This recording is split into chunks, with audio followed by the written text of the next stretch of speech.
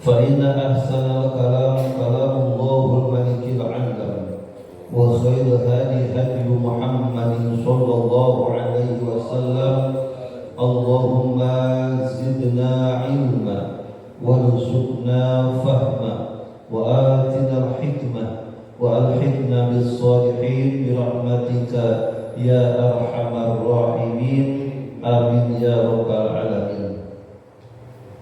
Hadirin jemaah sholat maghrib Masjid Al-Hijrah yang dirahmati oleh Allah Subhanahu wa Ta'ala, tuan-tuan guru, para asatid, wasatidah, para hujjat, tokoh masyarakat, jemaah, bapak, ibu, rahimahumullah. Mari kita buka majlis yang mulia ini dengan taujih niat, meluruskan kembali niat murni dan mulia kita, meluangkan waktu duduk di majlis yang mulia semata-mata hanya mengharap ridhonya Allah Subhanahu wa Ta'ala, agar kita tercatat sebagai hamba-hambanya yang menjaga istiqomah. Dengan demikian mudah-mudahan Allah angkat derajat kita, Allah berkahkan usia dan kehidupan kita, amin ya rabbal alamin. Monggo diikuti. Bismillahirrahmanirrahim. Nawaitu ta'alluma wa ta'lima wa tadhakkura wa tadhkira wa naf'a wal intifa'a wal ifadata wal istifadata wal hatha ala tamassuki bi kitabillahi ta'ala wa sunnati rasulillahi sallallahu alaihi wasallam wa du'a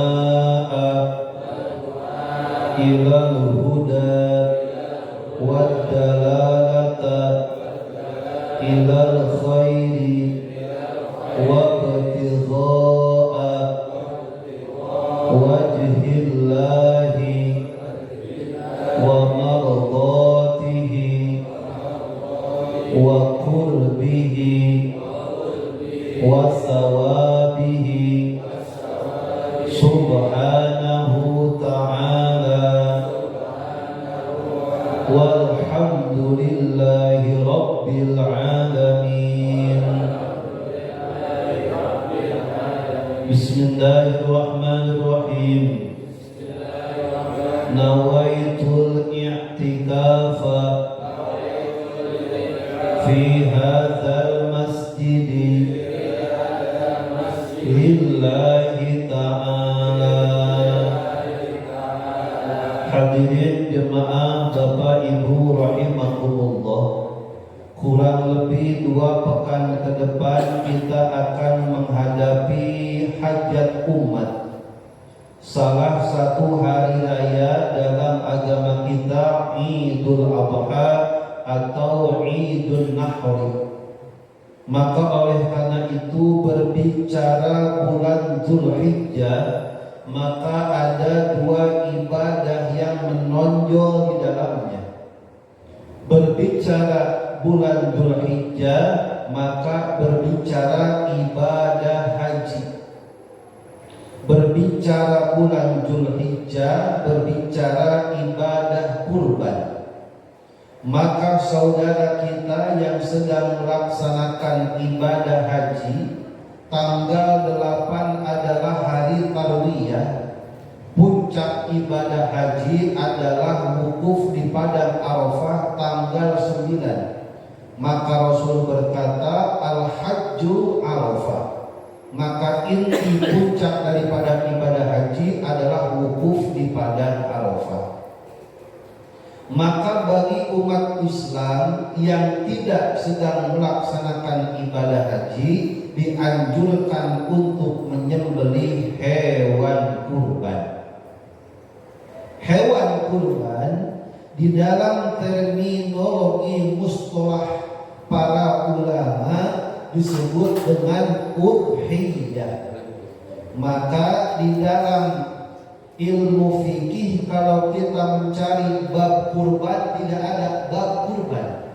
Yang ada adalah babul udhiyah. Bukan asal-asalan, bukan tanpa alasan. Hewan kurban disebut dengan udhiyah karena memang lafaz udhiyah diambil dari akar kata duha. Karena lazimnya kebanyakan hewan kurban disembelih di waktu duha, maka disebutlah udhiyah. Maka Rasul berkata, man kana dzabaha qabla an yusalliya falyadhbah ukhra makanaha. Barang siapa yang menyembelih hewan kurban sebelum dia melaksanakan sholat Idul Adha, maka hendaklah dia mengganti hewan kurbannya dengan penyembelihan yang lain. Karena hewan kurban yang disembelih sebelum pelaksanaan sholat Idul Adha tidak termasuk hewan kurban. Maka hewan kurban bukan sembarang sembelihan biasa. Ada aturannya, ada tata caranya, ada batasan-batasannya. Karena memang disembelih bukan karena motif ekonomi komersial mau dijual, maka tidak boleh hewan kurban diperjualbelikan apapun bentuk bagian daripada tubuhnya. Hewan kurban pun disembelih bukan karena kebutuhan individu, apalagi hewan kurban disembelih bukan karena tujuan-tujuan tertentu, tetapi maksud tujuannya taqarruban ilallah, sebagai bentuk mendekatkan diri kepada Allah Subhanahu wa ta'ala. Batasan untuk melaksanakan hewan kurban hanya 4 hari. Tanggal 10, 11, 12, 13 hari raya tasyrik, 4 hari. Dimulai setelah melaksanakan sholat Idul Adha. Di dalam kitab Al-Lumah fi Asbabil Wurud disampaikan oleh Al-Imam Jalaluddin As-Suyuti, suatu ketika Rasul selesai melaksanakan sholat Idul Adha, Rasul pulang. Ketika pulang daripada sholat Idul Adha, Rasul menemukan sekelompok manusia yang sudah membagi-bagikan hewan kurban. Rasul nanya, "Hei, kalian kapan menyembelih hewan kurban sementara kami baru saja selesai?" Rasul berkata, "Man kana dzabaha qabla an yusalliya falyadbah ukhra makanaha." Orang yang menyembelih hewan kurban sebelum pelaksanaan sholat Idul Adha, maka hendak menggantinya dengan penyembelihan yang lain. Singkat kata, tidak masuk kategori hewan kurban. Hadirin rahimakumullah.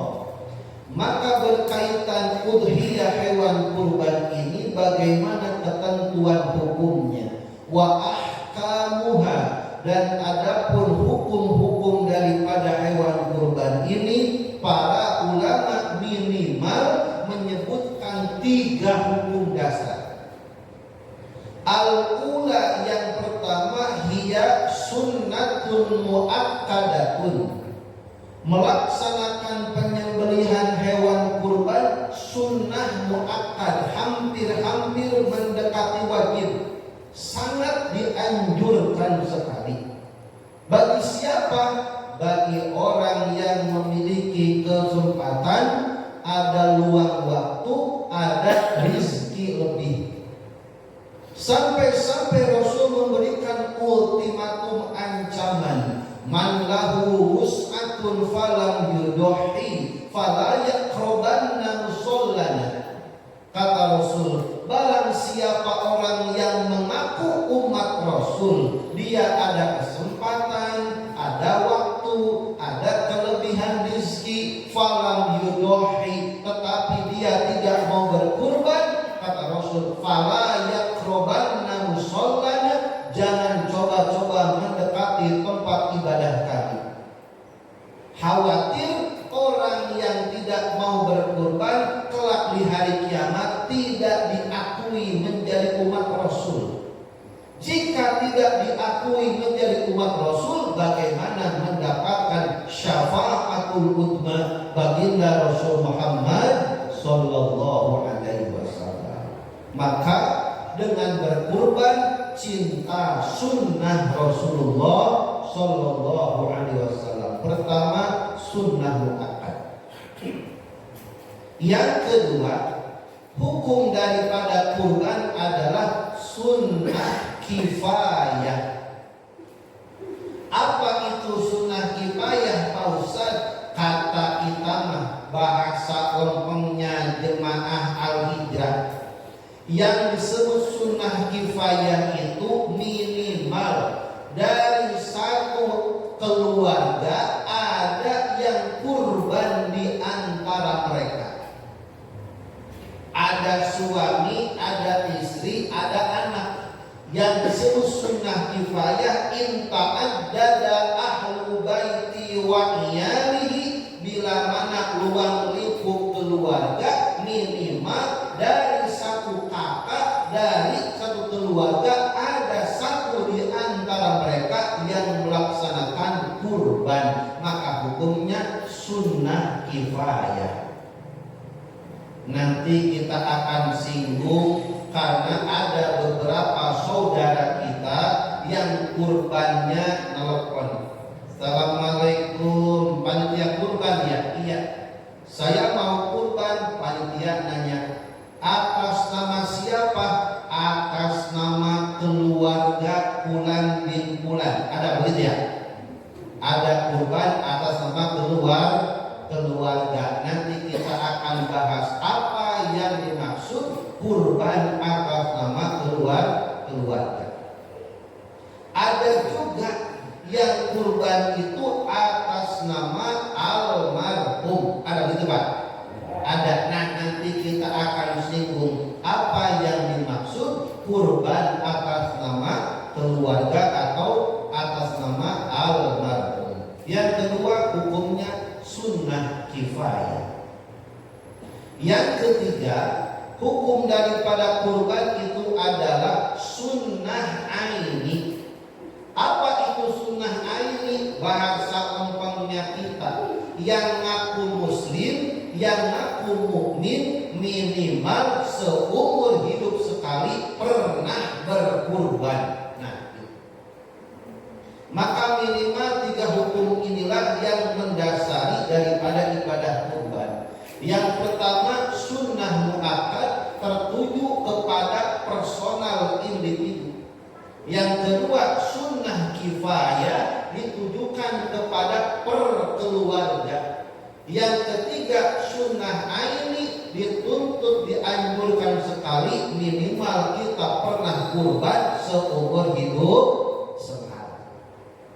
Hadirin rahimakumullah, wala tajibu, dan udhiyah kurban ini tidak wajib kecuali ada indikator yang menjadikannya wajib. Illa bin nadri, kecuali karena nazar. Contoh begini, ada orang lagi sakit ngomong, ya Allah, ntar kalau saya sehat mau kurban, benar sehat, maka wajib kurban. Kurbannya jatuhnya janji atau nazar. Ada juga yang begini, umpamanya ibu-ibu punya anak perempuan belum dapat jodoh-jodoh, yang kemarin besanan kagak jadi. Ya Allah, kalau anak saya ada jodohnya, saya mau kurban. Datang minggu depan budak kaya, yang penting ada jodoh. Datang jodohnya bener nih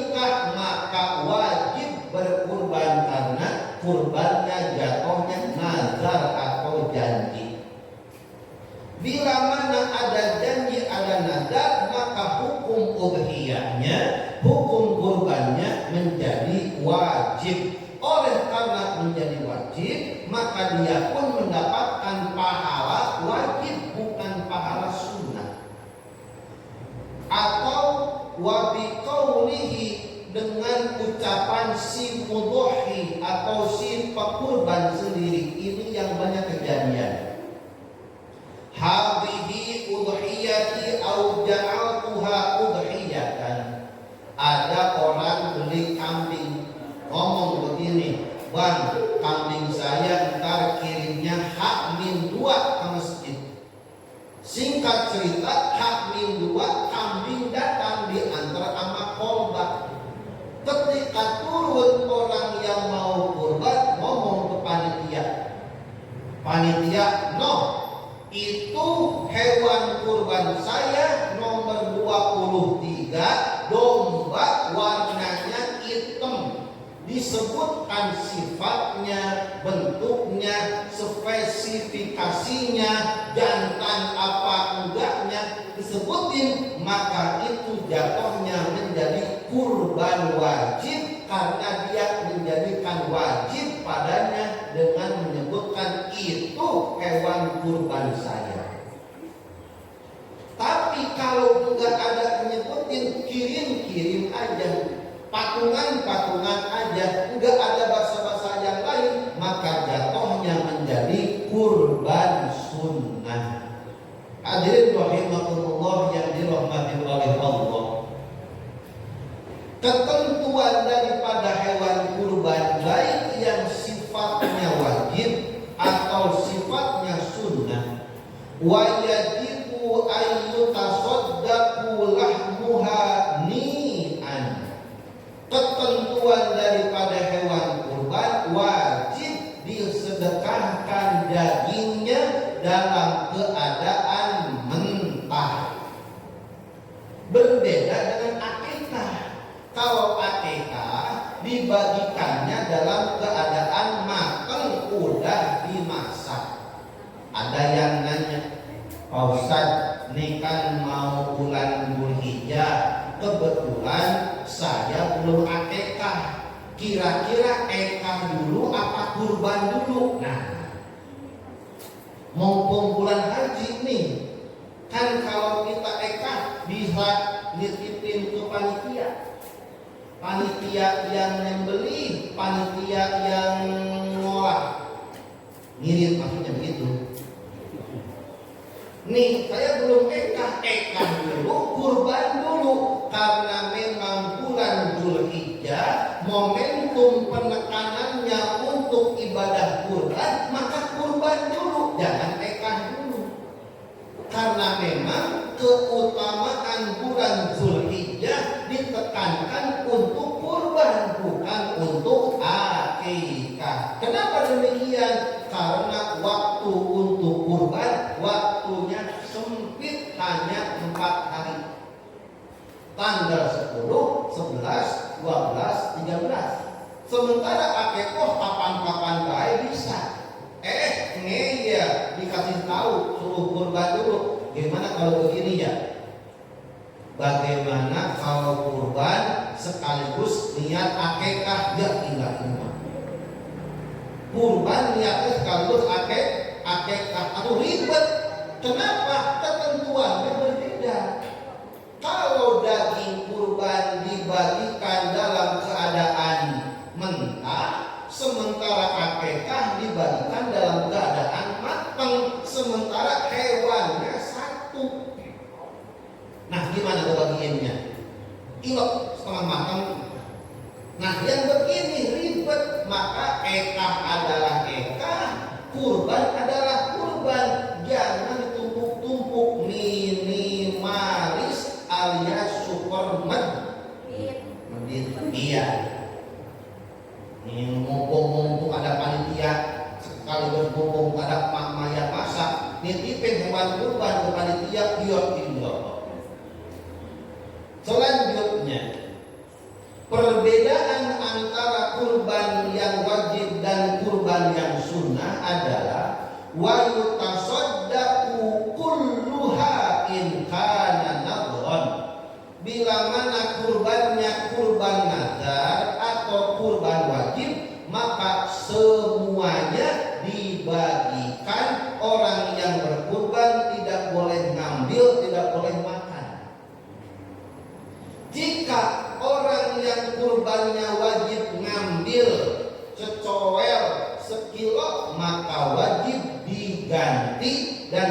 segera disedekahkan. Berbeda dengan kurban sunnah. Kalau kurban sunnah wa yazuzu ukuluha bisulusi, boleh ngambil sepertiganya. Kata-katanya pun boleh. Kalau boleh gimana Bu? Kalau boleh gimana? Diambil boleh, enggak juga, enggak apa-apa, namanya boleh. Karena memang ketentuan kurban, semakin sedikit yang kita ambil, semakin banyak yang dibagikan, semakin utama, semakin afdol kurbannya. Jangan kebalik. Udah mah dombanya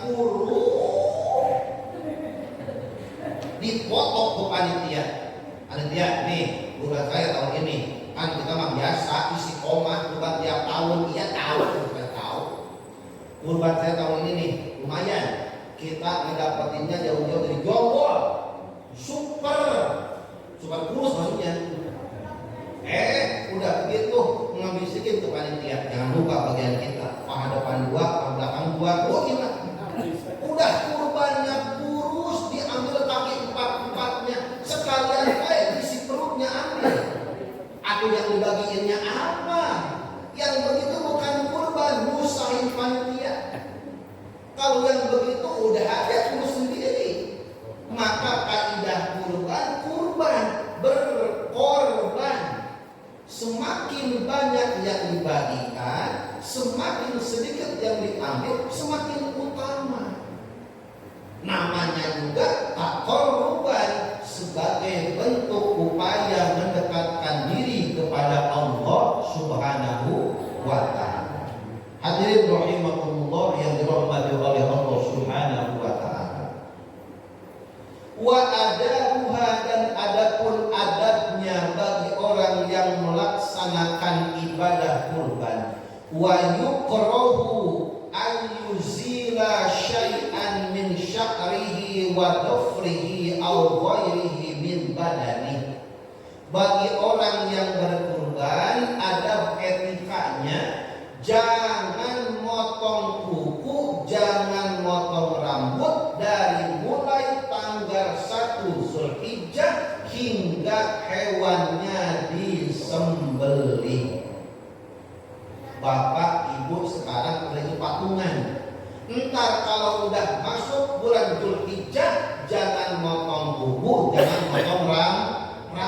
Kenapa demikian? Hikmahnya, rahasianya adalah ketika hewan kurban kita disembelih, setiap tetesan darah yang netes ke tanah, malaikat menyeru kepada Allah Subhanahu wa ta'ala, memintakan ampun agar Allah mengampuni orang yang sedang berkurban. Maka orang yang sedang berkurban akan mendapatkan kesempurnaan berkahnya, mendapatkan kesempurnaan ampunan Allah, bila mana dari bagian badannya enggak ada yang dibuang, enggak ada yang dipotong, semuanya kena. Maka oleh para ulama, tidak diperkenankan orang yang akan berkurban masuk bulan Zulhijjah jangan potong rambut, jangan potong kuku, sehingga hatta yudoha, sehingga hewan kurbannya disembelih. Wa ayyan liya, oleh karena kurban ini adalah ibadah khosoh, ibadah yang khusus, maka perlu adanya niat. Innamal a'malu binniyat. Ulama menyampaikan wa ayyan liya inda tadhiyati, maka hendaklah orang yang berkurban berniat ketika menyembelih hewan kurbannya, kalau dia menyembelih sendiri. Karena memang utamanya dia yang nyari hewannya, dia yang nuntun hewannya, dia yang nyembelih hewannya, utamanya begitu. Tapi kalau kalau memang tidak bisa nyembelih, enggak pernah menyembelih, enggak punya mental, jangan maksa-maksain. Udah enggak pernah nyembelih, enggak punya mental, maksa-maksain minjem golok panitia. Udah enggak pernah nyembelih, kan ketahuan. Orang yang biasa motong dan kagak biasa megang goloknya pun kelihatan. Orang yang enggak biasa nyembelih megang goloknya kayak emak-emak motong tahu sama tempe. Gimana megangnya? Begini. Atau yang begini mah mau motong tempe sama tahu. Yang namanya nyembelih orang-orang supaya tenaga begini. Oleh karena enggak biasa dan enggak pernah nyembelih, udah begitu foto-foto video buat enggak buat apa? Status WA. Itu tujuannya mah. Belum dipoto, belum apa, HP-nya nyebur, ya enggak. Udah nggak begitu digorok-gorok, aku embeknya kesakitan. Yang ada berontak kabur, wah iya nyembelih kagak, mainnya kabur. Gara-gara maksain kalau kagak bisa. Kalau udah kagak bisa, serahin ke panitia. Maka kata para ulama, bila mana menyembelih sendiri, maka niatnya adalah ketika menyembelih di sanalah niat ketika berkurban. Kalau enggak nyembelih sendiri, au qablaha atau sebelum penyembelihan. Kapan niatnya? Ketika nyerahin hewan, kalau kita yang ngebeliinnya, atau nelfon kita, Assalamualaikum, ini panitia kurban Masjid Al-Hijrah ya? Iya. Nah kira-kira kalau domba yang cakepan berapa juta ya? Ya ada sih Bu 4 juta. Iya dah, kirim rekeningnya dikirim. Ketika kita transfer uangnya, di sanalah kita berniat kurban karena kita mewakilkan kurban kita. Maka hewan kurban bukan sembarangan membeli atau melaksanakan, ada kriterianya supaya tepat sasaran. Hadirin rahimakumullah yang dirahmati oleh Allah Subhanahu wa taala. Berkaitan kurban, ketentuannya sudah jelas bahwasanya hewan domba, kambing, embek untuk 1 orang. Diulangi, kambing, domba, embek untuk berapa orang Pak? 1 orang. Sapi, kerbau, unta untuk 7 orang. Bila mana keluar daripada ketentuan itu, maka jatuhnya tidak menjadi hewan kurban, tetapi menjadi sedekah biasa. Bagaimana kejadiannya? Nah, yang pertama, ada saudara-saudara kita yang kurbannya atas nama keluarga. Bisa jadi kurban, bisa jadi hewan sedekah biasa, tergantung caranya. Yang dimaksud kurban atas nama keluarga, menurut para ulama, ini hukumnya adalah yang kita sebut tadi sunnah kifayah. Maka di antara anggota keluarga itu ada yang berkurban. Contoh suaminya, 1 orang beli kambing, kurbannya dia bukan hanya untuk sendiri, tetapi pahalanya ia hadiahkan untuk 1 keluarga. Maka itu yang dimaksud kurban atas nama keluarga. Yang kedua, kurban atas nama almarhum. Yang dimaksud kurban atas nama almarhum, pertanyaannya, yang beli kambingnya yang hidup apa yang mati? Yang hidup. Yang punya duitnya yang hidup. Berarti yang kurban yang hidup apa yang mati?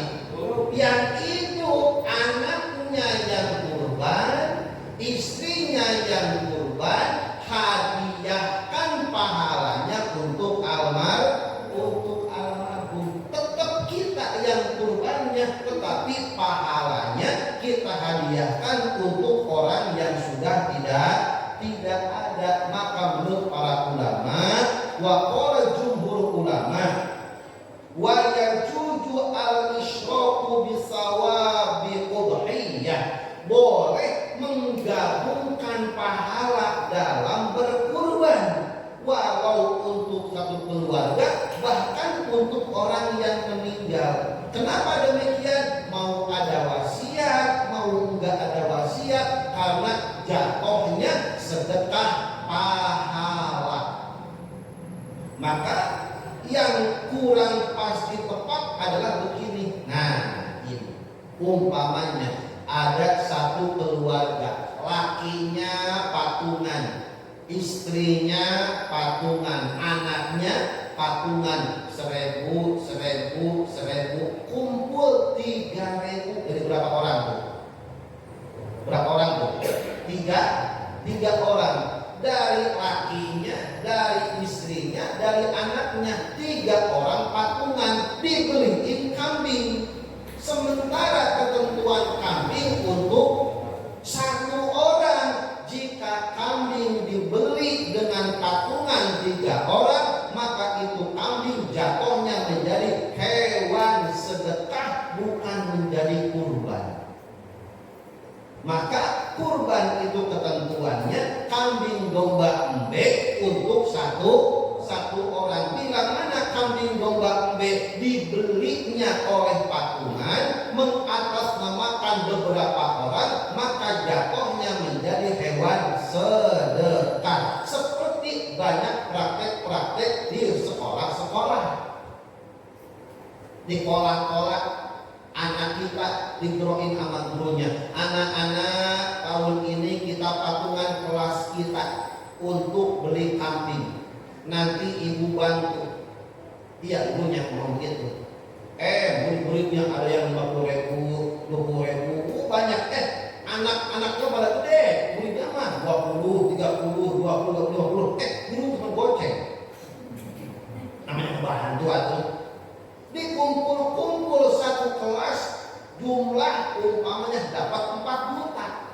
Dari 30 orang dibeliin kambing. Kambing ketentuannya untuk 1 orang, dan ini dibeli oleh 40 orang. Maka kambing itu jatuhnya menjadi hewan sedekah, bukan hewan kurban. Kok begitu? Karena memang tujuannya bukan untuk kurban murni, tapi untuk tarbiyah, mendidik, latihan cinta berkurban, sebagai dakwah, sebagai syiar dalam rangka merayakan nuansa momentum ibadah kurban. Maka oleh karena itu pula, karena hewan-hewan yang tidak memenuhi kriteria syarat dalam ibadah kurban, bila mana jatuhnya menjadi hewan sedekah, maka diperlakukan tidak seperti hewan kurban. Kalau hewan kurban dibagikan dagingnya dalam keadaan mentah, sedangkan kalau hewan sedekah langsung pasak-pasak baik panitia. Nah, dari sini berarti panitia kira-kira kalau ada assalamualaikum, ini panitia ya, saya mau nitip hewan kurban dari PT PT ngirim kambing tapi ngirimnya PT, terima nggak Pak? Terima, jangan terima. Berarti ini jatuhnya apa kira-kira?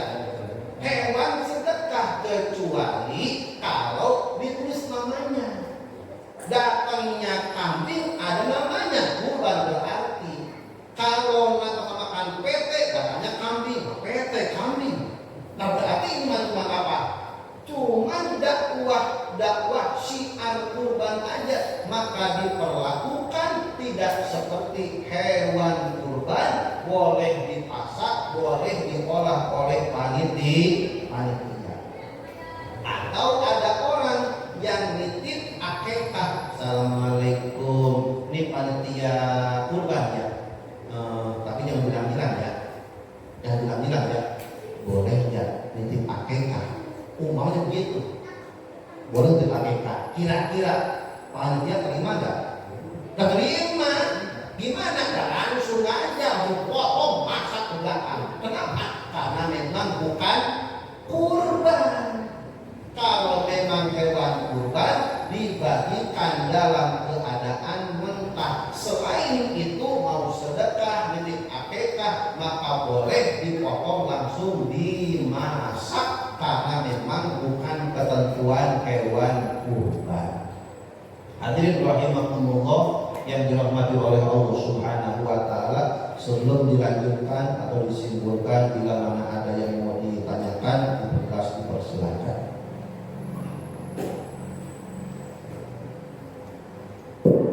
Silakan jawab, ini ada kesempatan untuk bertanya.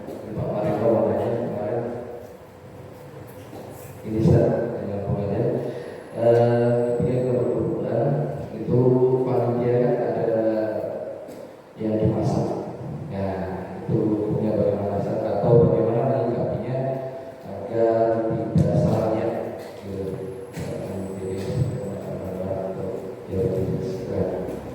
Panitia itu hakikatnya bukan pemilik hewan kurban. Panitia adalah pihak yang diamanahkan untuk mengelola hewan kurban. Maka panitia otoritas wewenangnya adalah satu, menghimpun, menerima semua jenis hewan kurban, nggak boleh milih-milih. Contohnya, kami panitia hanya menerima korban sapi saja, bisa. Maka semua hewan harus diterima. Yang kedua, menjaga dan memelihara. Yang ketiga, menyembelih dan mendistribusikan. Kalau panitia mau memasak daripada daging hewan kurban, maka harus ada izin terlebih dahulu dari si pemilik hewan kurban. Umpama begini, kita mau masak daripada sapinya, kita sebelum penyembelihan ada konfirmasi dulu, Bapak, kami dari panitia mohon izin nanti sebagian dagingnya minta didahulukan untuk panitia agar diolah dan dimasak.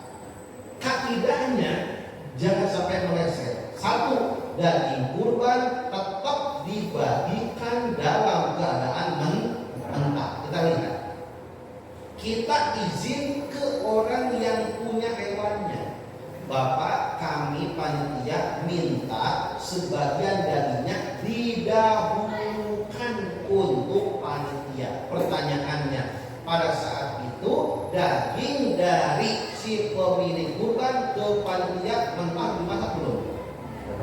Mentah, di sanalah sahnya. Ketika yang punya hewan monggo silahkan, udah selesai, tinggal panitia olah masak. Kenapa? Sudah ada izin dari si pemilik kurban dan panitia pun menerima dalam keadaan mentah. Kalau sudah terima, terserah kita yang memilikinya mau diolah atau apa. Maka idealnya kita meminta izin dulu kepada orang yang memiliki hewan kurbannya, atau ada sebagian jatah daripada si pemilik kurban dibagikan kepada panitia. Namun di dalam hal ini problematika dalam kurban, terutama dalam kepanitiaan, banyak permasalahannya. Di antaranya, boleh panitia memasak sebagian daging daripada kurban dengan syarat, satu, memasaknya bukan hanya untuk panitia, tapi untuk siapapun yang berhak menikmati hewan kurban. Jika memasaknya hanya untuk panitia, khawatir nanti jatuhnya sebagai upah. bila mana panitia memasak, siapapun boleh menikmatinya, siapapun boleh memakannya walau dia bukan panitia. Karena memang daging hewan kurban itu tanpa terkecuali semua orang boleh menikmatinya, bukan hanya panitia, termasuk ketika walau sudah dimasak. Yang kedua, oleh karena panitia sudah memakan sebagian daripada hewan kurban, maka otomatis nanti belakangan panitia jangan terlalu banyak nenteng. Ya, ada sebagian sudah dimakan. Kalaupun mau ngambil sewajarnya saja, karena memang yang diterima oleh panitia bukan sebagai upah, tetapi sebagai sedekah, sebagai hadiah, apresiasi, penghargaan dan penghormatan. Jika hewan kurban apapun bagian daripada hewannya, la tabi'u, jangan engkau perjualbelikan, maka menjadikan hewan kurban apapun bentuknya sebagai upah sama-sama hukumnya haram atau terlarang. Dijual tidak boleh, dijadikan upah tidak boleh, dua-duanya hukumnya haram. Bagaimana mensiasatinya? Wala yu'ti al-jazzara ujrotan, jangan engkau berikan kepada jagal sebagai upah. Kalaupun mau dikasih, jangan sebagai upah, tetapi sebagai sedekah. Maka hadirin rahimakumullah yang dirahmati oleh Allah Subhanahu wa taala, hewan kurban bukan hanya sekadar penyembelihan, tetapi hewan kurban adalah sebagai taqarrub kepada Allah Subhanahu wa taala. Baik yang berkurban luruskan niatnya, panitia yang diamanahkan maka harus menjaga amanah dan kepercayaannya. Insya Allah masih banyak permasalahan dalam problematika dalam ibadah kurban. Dan yang terakhir, ini sangat krusial sekali. Di dalam kepanitiaan itu sering terjadi hewan kurban bangkai.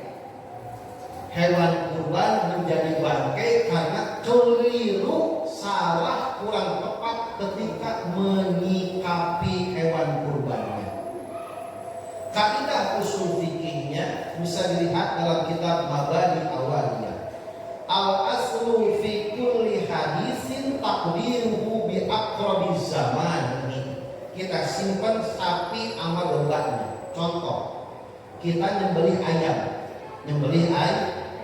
Pertanyaannya, ketika ayam disembelih langsung mati atau masih hidup? Masih hidup ya.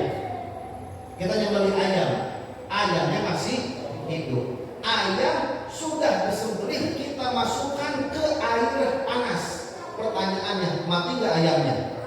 Matinya karena air panas atau disembelih? Karena air panas, bangkai jatuhnya.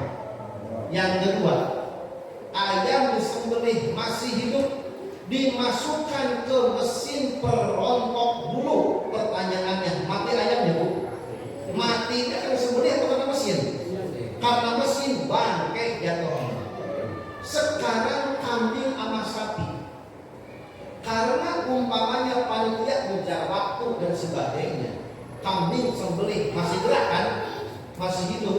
Ketika masih gerak, masih hidup, jangan sekali-kali tarik, simpen balok di lehernya, langsung ke kampak, jebret, padahal domba masih. Pertanyaannya, mati dombanya? Matinya karena di kampak atau disembelih? Di kampak, bangkai jatuhnya. Yang kedua, domba disembelih, masih gerak, masih hidup, langsung tarik dikolet, mati dombanya. Matinya disembelih atau dikolet? Dikolet, bangkai jatuhnya. Yang ketiga, kebanyakan sapi, maka sebelum daripada penyembelihan harus ada instruksi dari ketua, satu pintu daripada perintahnya. Contohnya, sapi disembelih, sesudah disembelih ada yang bilang, katanya supaya cepat mati, sapi sobek urat kakinya. Betul Pak?